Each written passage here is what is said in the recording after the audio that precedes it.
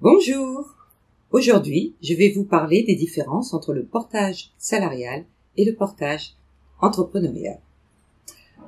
Tout d'abord, en matière de la spécificité juridique. Le portage salarial est une relation tripartite et donc il y a le client, le salarié porté et l'entreprise de portage salarial.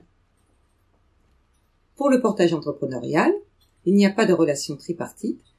La société de portage entrepreneurial n'a aucun lien juridique avec le client de l'indépendant porté.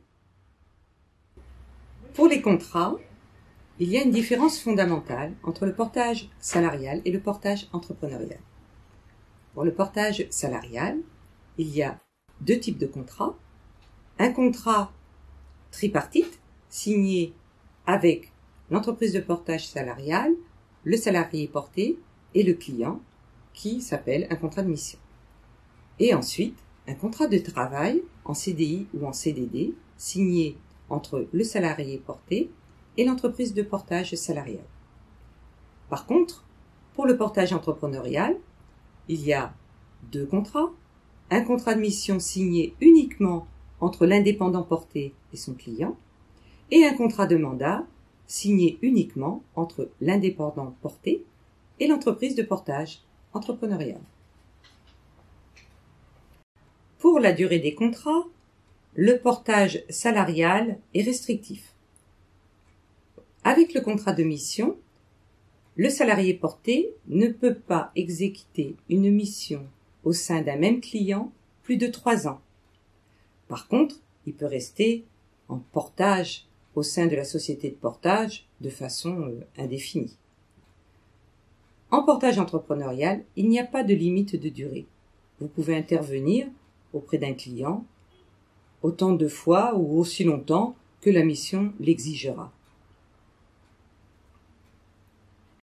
Pour le fonctionnement au quotidien de ce statut, le portage salarial est beaucoup plus restrictif. Le salarié porté devra fournir un relevé d'heures et un rapport d'activité tous les mois à la société de portage s'il veut être rémunéré. Alors que, en portage entrepreneurial, l'indépendant est tout à fait libre de s'organiser comme il l'entend et n'a absolument aucune obligation de rendre des comptes à la société de portage. Quand on parle de rémunération en portage, elle est forcément liée au chiffre d'affaires. C'est le porté qui va générer sa rémunération par le biais du chiffre d'affaires qu'il va apporter à la société de portage.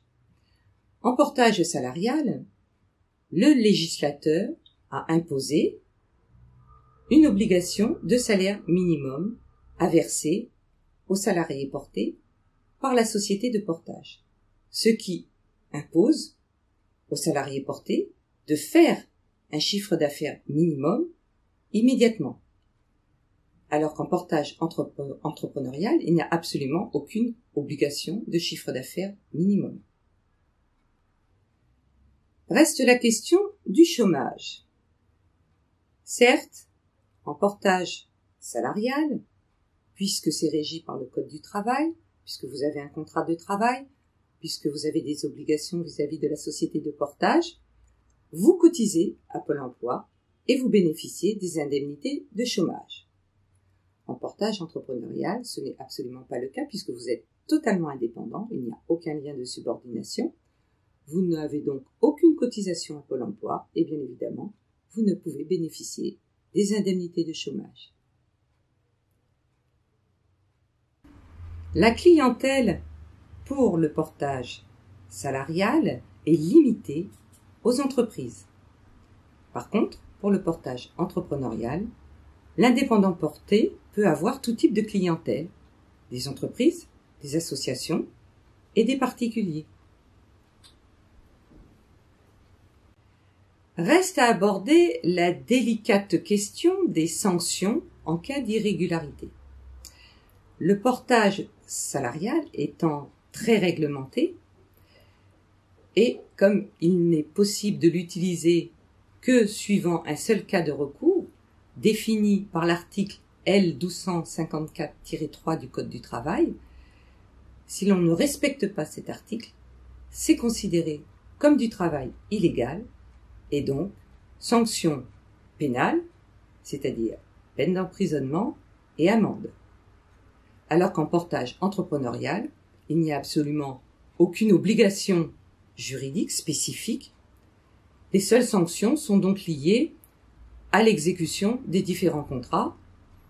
Pour le contrat de mission, ça sera le tribunal de commerce qui s'en occupera en cas de conflit. Et pour les conflits entre l'indépendant porté et la société de portage, ça sera le tribunal de grande instance du fait du contrat de mandat. Vous l'avez compris, le portage entrepreneurial permet à tout public de pouvoir accéder à l'entrepreneuriat en toute simplicité de gestion et en toute sécurité. Si vous êtes indépendant et vous souhaitez avoir des informations pour créer son activité ou pour la développer, cliquez sur le bouton s'abonner.